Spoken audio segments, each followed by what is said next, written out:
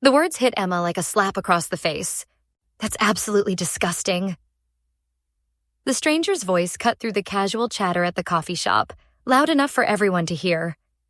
Emma felt her cheeks burn with embarrassment as heads turned in their direction, eyes filled with judgment and disgust.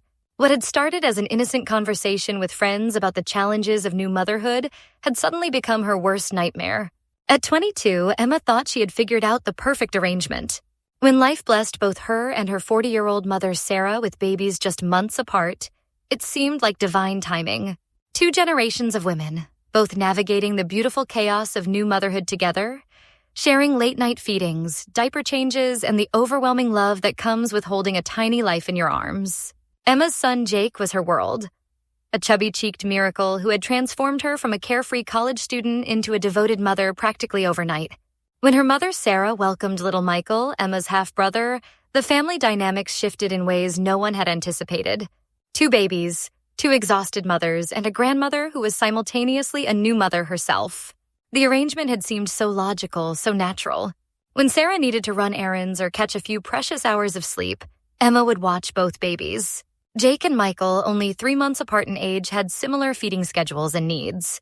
Rather than juggling bottles and formula while trying to calm 2 crying infants, Emma had made what felt like a practical decision. She would simply breastfeed both babies when they were hungry. It just made sense. Emma had explained to her friends over lattes that afternoon, bouncing Jake on her knee while describing her unconventional babysitting routine. "They're both so little, they both needed milk, and I was already nursing Jake anyway.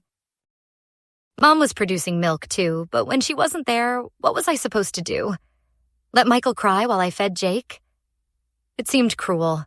Emma had spoken with the matter-of-fact tone of someone who saw nothing unusual about her arrangement.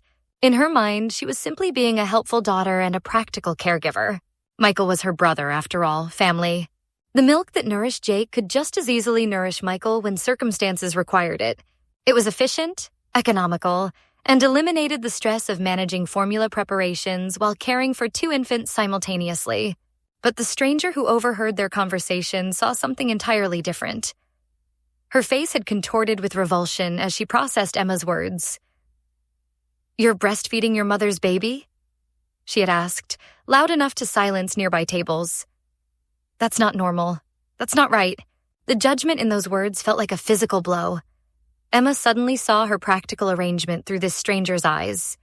Not as family helping family, but as something inappropriate, something that crossed invisible boundaries she hadn't even known existed. The confidence she had felt about her decision crumbled under the weight of public disapproval.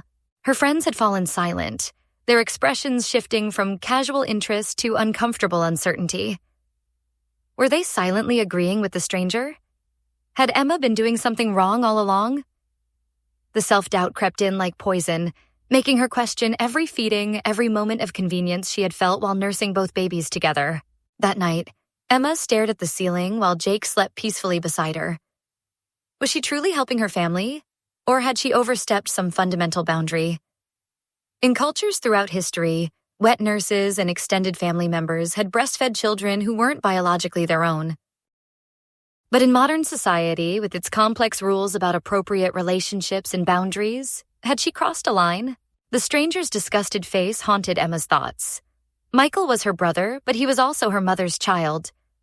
The breast milk that naturally flowed from her body had nourished him dozens of times over the past few months. Was that maternal instinct extending to family in need, or something society would never accept? What do you think? Was Emma simply being a helpful family member, or did she cross an important boundary? Is breastfeeding a relative's baby natural family support or inappropriate? Share your thoughts. This story has people completely divided.